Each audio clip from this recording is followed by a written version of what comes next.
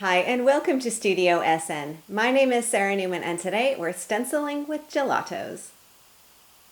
Gelatos pigment sticks are a really fun medium to use with stencils. And you can see on the front of my card here, this really fun daisy design here. This is the stencil, and I've colored it with the blue on here, which is snow cone gelato. It's one of my favorite colors. And the white that you see back here is the background, which is a white painted piece of book paper. And I think if I move this around a little bit, you can also tell that there's a bit of a shine to it. You could certainly feel it if you could touch this. I couldn't stop with the gelatos and the stencils, so I went ahead and added on some clear embossing powder on here. So this is a matte, dull, clear embossing powder, and it just gives a really nice shine and some texture to this as well. Very easy technique to do, so let's get started. I'm going to start actually with a piece of book paper. So this is a sheet that I've torn from a book that I found at a thrift store. So here's the text on one side, and I've painted on top of the other side with one coat of white acrylic paint. I'm not trying to obliterate the text entirely. I wanted some of those words to kind of show through.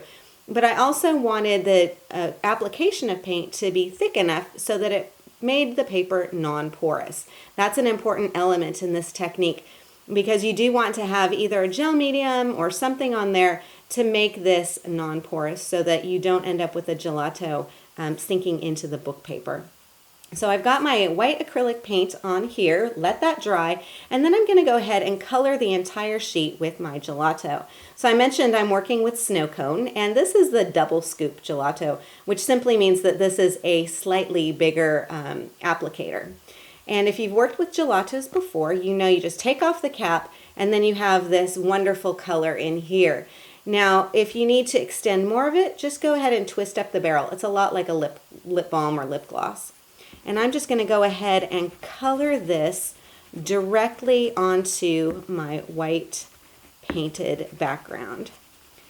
And color goes on beautifully. It goes on really, really easily. I'm just going to scribble this color on here, and then I'm going to go ahead and blend just with my finger. So you can see on here, it just blends beautifully. It's so easy to do, particularly on that white paint background. I mean, it just makes it so much easier.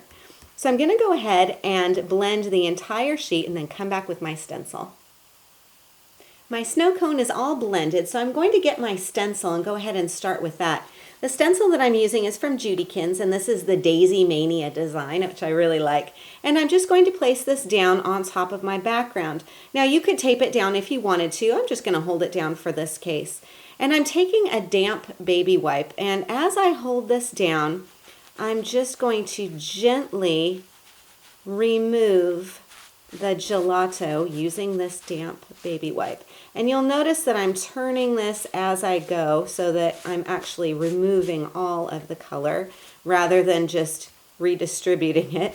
So I'll come along through here, turning and twisting, and remove all of the gelato color from the painted area. That's why you want to have a non-porous surface, because this way it just comes right off.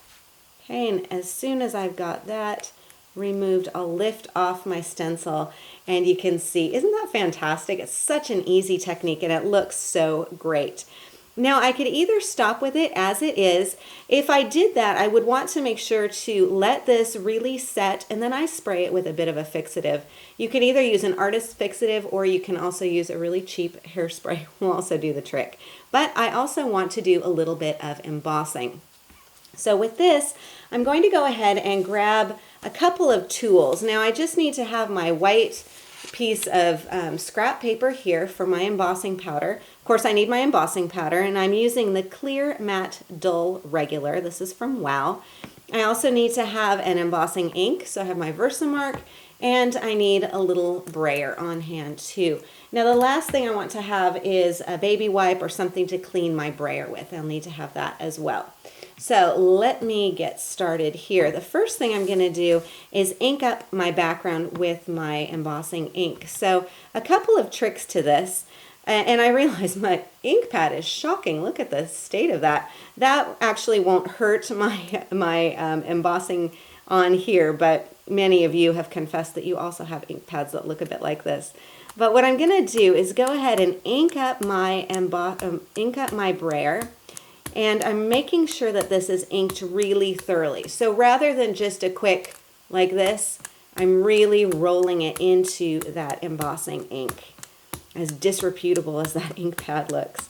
Okay, so I've got it nice and inky. I'm going to go across here just once. So I'm going in one direction. I'm not going back and forth. You'll notice I've got some blue lines on here. That is from the Gelatos. So I'm going to come back, quickly clean off my brayer, dry it on a towel, and then come back and add more of that ink. Do another go round. So I only want to do enough on here to cover this area. I don't want to be going back and forth.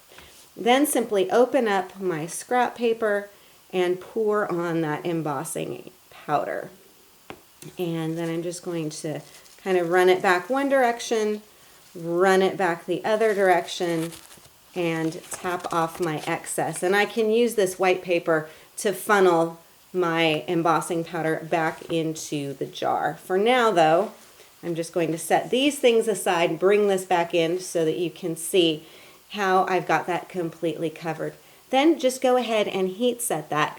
Now a couple of tricks with heat setting it. It is a large surface, so you want to make sure that you are letting it cool before you handle, and also that you kind of tilt it when you think you're done embossing, kind of tilt it a little bit to make sure you don't have any areas on there that you need to go back and re-emboss. Once my embossing is done, then I can go ahead and put my card together. And you can see on here again, I'm just going to tilt this a little bit more so you can see a bit of that beautiful shine. And again, if you could touch this, you could really feel the texture as well from that embossing powder. Now I went ahead to finish the card by putting this up onto contrasting red cardstock, then white, then teal, and craft before putting it down onto the front of my card. And I went ahead and added a little bit of gingham ribbon here going across the bottom corner and a stamped tag on here as well. And the stamp that I'm using is from the Greetings and Labels stamp set from Hot Off the Press. It's this little tiny stamp up here in the corner that says "With Love." I love this one. It's a perfect size and a wonderful sentiment as well. And I stamped and embossed that with Primary Bark embossing powder, and that is also from Wow.